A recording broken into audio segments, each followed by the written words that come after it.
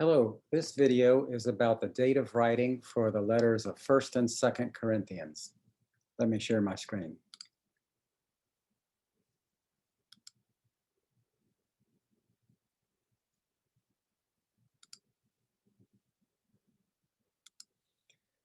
Okay, Paul's letters to the Corinthians. The picture there is of a writing Paul who's writing some words from 1 Corinthians 13. Now, as far as the question of authorship, Paul is understood to be the author of both letters to the Corinthians, and there's no significant dispute. On a few of the letters which are attributed to Paul, there is a little bit of dispute, and we'll talk about that when we'll get to those, but everyone basically agrees that Paul wrote both letters to the Corinthians. Paul is dictating. It seemed to be his style that he would be speaking and someone else would be writing. And this is the case in 1 Corinthians, because in 1 Corinthians 16:21 there, he indicates, see what large letters I'm writing with my own hand. He signs the book. And in 1 Corinthians 1:1, Sosthenes is also mentioned as an author of the letter along with Paul. So Sosthenes might be the one with a pen in his hand, or it's possible that Sosthenes is just mentioned because Paul might be sending the letter back with Sosthenes, who was from Corinth.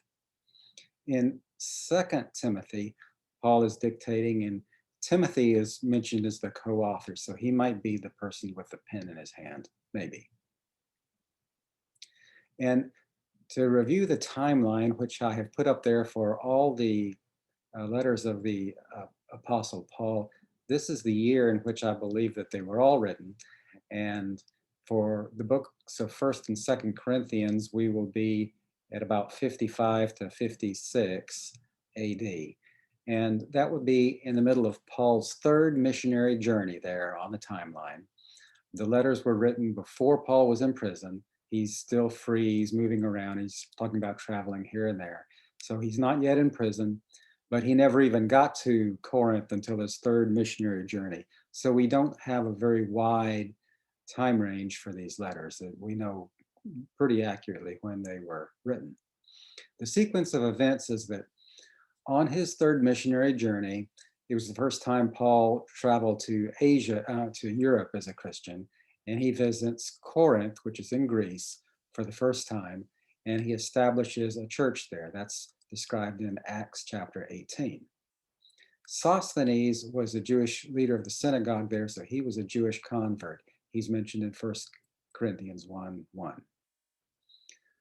Paul then goes to Ephesus, and he stays in Ephesus for 3 years. But while he's in Ephesus, he's still kind of trying to run the church in Corinth, which isn't an easy thing to do. So he has to send a lot of letters. He writes a letter that we will call Corinthians A, and we'll call it that because it is not a letter that we have.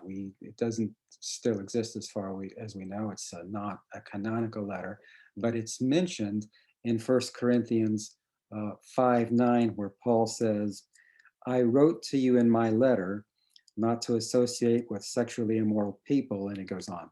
So he's referring to a letter that he wrote earlier.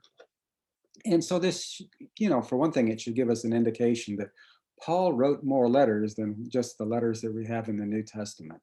So he ends up writing at least 4 to the Corinthians, and there could have been more. It's just 4 that we know of. This is the first one, and we don't have it. Then Paul receives news about various troubles at Corinth. Apparently, there's a delegation. At one point, it's called from Chloe's people. And they describe some of the issues that are going on at the church there in Corinth. And boy, it's kind of an epic list. And Paul has to, in response to those troubles, he writes Corinthians B, which would be our book of 1 Corinthians. And that book is largely trying to address the different kinds of problems and issues that they were having in the church there. Paul apparently made some kind of a return visit to Corinth somewhere along this time. We don't know exactly when. Corinth and he was in Ephesus. They're both in Greece, so they're not terribly far apart. 2 Corinthians 12:14 and 13:1-2 indicate that Paul intends to visit a third time. So he must have gone back a second time at some point.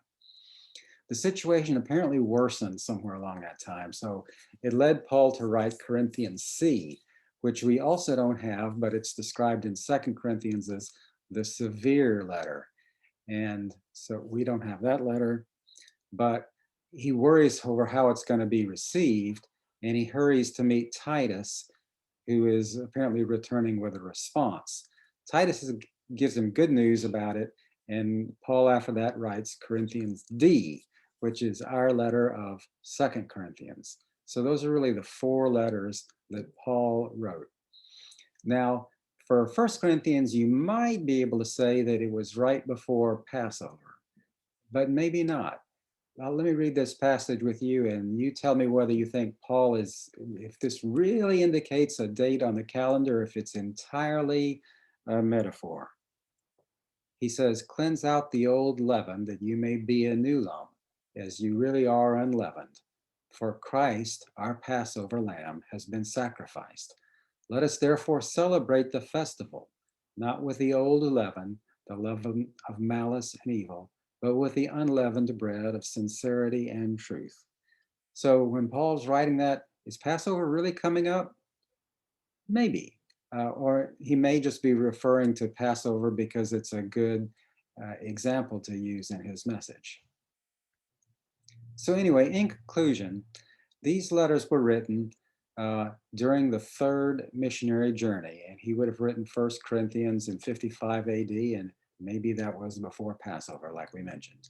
And Second Corinthians would have been written in 56 AD, both those letters during his missionary journey, before he returned to Jerusalem and before he went back to prison. So that's the story on the letters of First and Second Corinthians. Thank you for watching, and I hope to come back soon with another video on Galatians.